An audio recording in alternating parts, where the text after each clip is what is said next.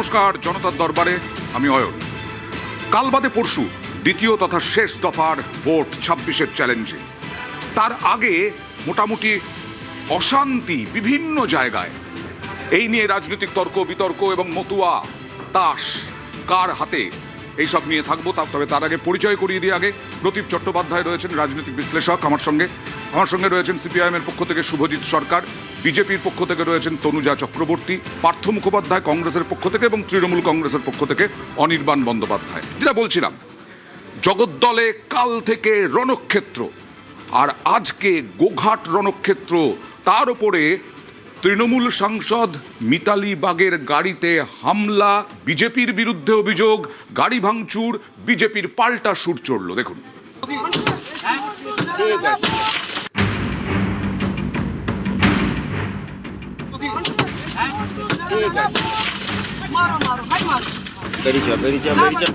আরামবাগের তৃণমূল সাংসদ মিতালি বাগ সোমবার তার গাড়িতে হামলা।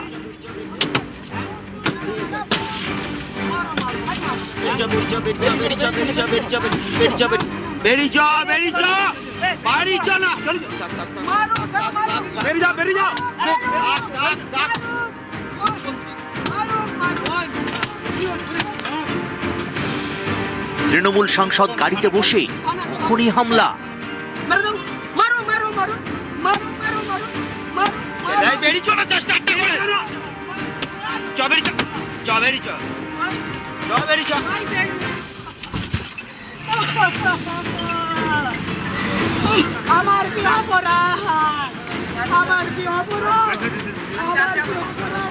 আক্রান্ত তৃণমূল সাংসদকে নিয়ে যাওয়া হয় আরামবাগ মেডিকেলে।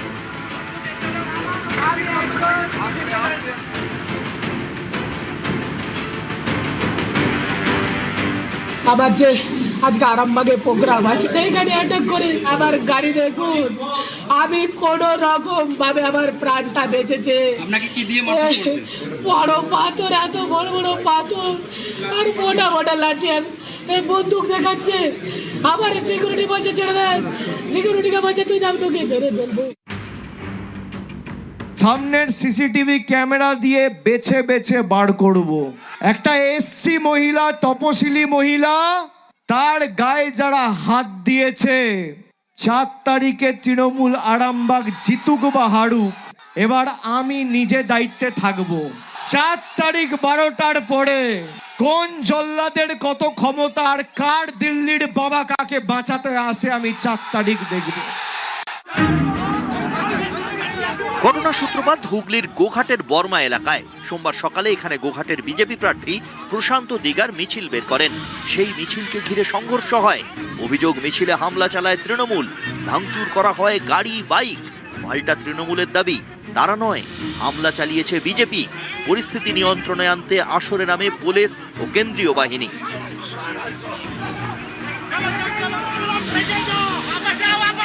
পারমিশন মুক্ত একটা প্রচার, আমরা নির্দিষ্ট রুটে প্রচার করছি।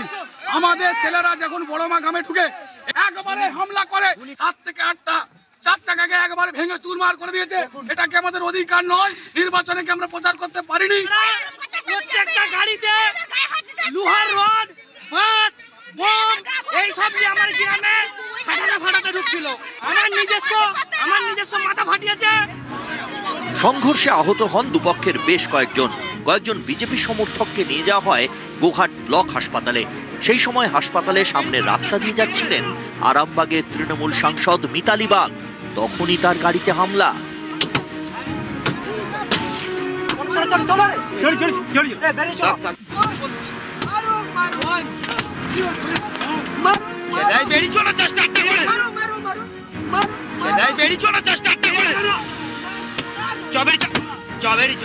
এমপির গাড়িকে এখানকার কার্যকর্তারা আমাদেরই ধরেছে, ধরে ঘিরেছে। সে এমপি গাড়ির ভিতর থেকে রিভলভার বের করেছে। এমপির গাড়িতে রিভলভার কোথা থেকে এলো এবং ফায়ারিং করার জন্য ছেলেদেরকে হুমকি দেখাচ্ছে। কিভাবে বিজেপি দুষ্কৃতীরা তা গোঘাটের বুকেতে দাঁড়িয়ে, যেখানে বিজেপি প্রার্থী প্রশান্ত দিগারের নির্বাচন কার্যালয় হয়েছে, সেই কার্যালয়ের সামনে দাঁড় করিয়ে গাড়িটাকে লাঠি, তাড়া, গুলি গালাজ, বন্দুক বার করিয়ে সামনে দিকে ঠেকিয়ে কিভাবে গাড়িটাকে ভাঙচুর করেছে নির্বাচন কমিশন, তুমি আরামবাগে এসে বলে গেছো যে তৃণমূলের সমস্ত নেতা কর্মীদের ধরে ধরে ধরে ধরে গ্রেফতার করতে হবে। নির্বাচন কমিশন, এর দায় তোমাকে নিতে হবে। আমার কি অপরাধ? তৃণমূল সাংসদকে নিয়ে যাওয়া হয় আরামবাগ মেডিকেলে। সেখানে তাকে দেখতে যান অভিষেক বন্দ্যোপাধ্যায়। তৃণমূল সাংসদের ওপর হামলার ঘটনায় পশ্চিমবঙ্গের মুখ্য নির্বাচনী আধিকারিক জানিয়েছেন, এফআইআর এর নির্দেশ দেওয়া হয়েছে, কড়া অ্যাকশন নেওয়া হবে। প্রধানমন্ত্রী সভা করে যাওয়ার পরে তার 24 ঘন্টার মধ্যে একজন মহিলা সাংসদের ওপর বিজেপির বর্বরচিত আক্রমণ আরো একবার প্রমাণ করে দিল যে এই ভারতীয় জনতা পার্টি শিডিউল কাস্ট বিরোধী, শিডিউল ট্রাইব বিরোধী, ওবিসি বিরোধী, পিছিয়ে পড়া সম্প্রদায় মানুষ বিরোধী এবং নারী বিরোধী। আরে তৃণমূল তো গোষ্ঠীদ্বন্দ্বের নিজেরাইছে। মিতালি বাগ মহিলা তার গাড়িটাই ভাঙচুর করে দিলেন। তৃণমূলকে খুন করেছে গত 3 বছরের রেকর্ড দেখানো। এখন চলে যাওয়ার সময় নিজেদের কর্মীকে মারছে। নিউজ 18 বাংলা।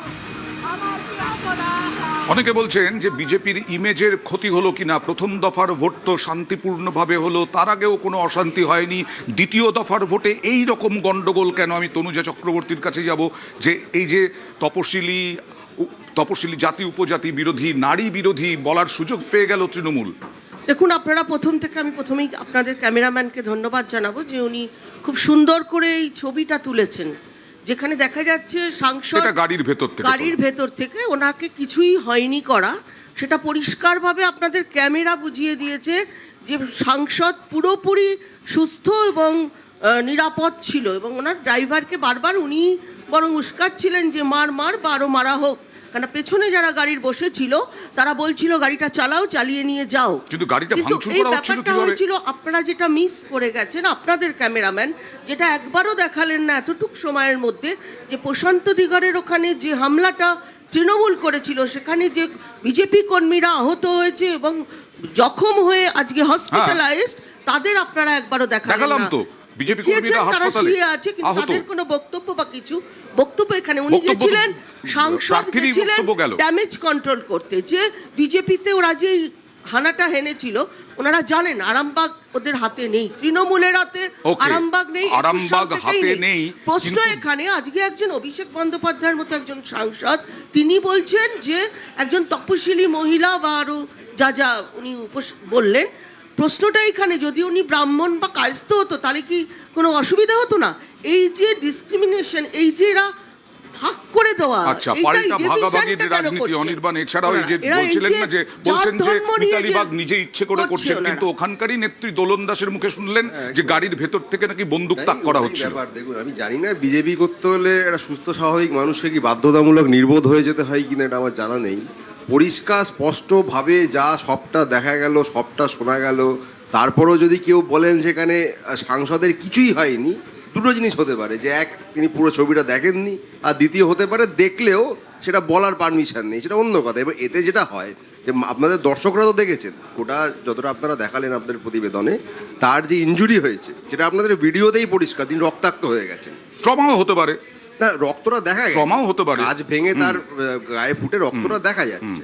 সামনে থেকে দাঁড়িয়ে বাঁশ দিয়ে ভাঙছে, উইন্ডস্ক্রিন ভাঙা অত সহজ কাজ না, আপনারা জানেন।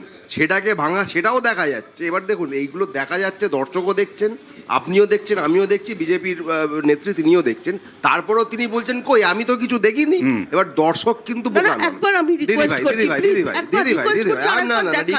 আপনার রিকোয়েস্ট আমার দরকার নেই, আপনি রিকোয়েস্ট আপনার দলের নেতাকে করুন, আমাকে করতে আসবেন না।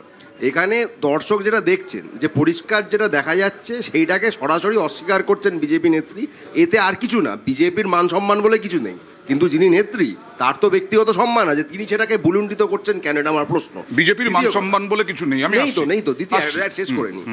নির্বাচন কমিশন যে 2.5 লক্ষ কেন্দ্রীয় বাহিনী নামিয়ে কার্যত যুদ্ধকালীন পরিস্থিতি সৃষ্টি করেছে, তার একজনেরও ওইখানে কেন দেখা পাওয়া গেল না, আমাদের দলের সাংসদ যিনি আক্রান্ত হবেন, তার গাড়ি থেকে বন্দুকের কথা যিনি বলছেন, ওনার কোনো ধারণা আছে যে সাংসদের একটা বডিগার্ডও থাকার কথা? তিনি কি ওখানে চুপ করে হাত গুটিয়ে বসে থাকবেন?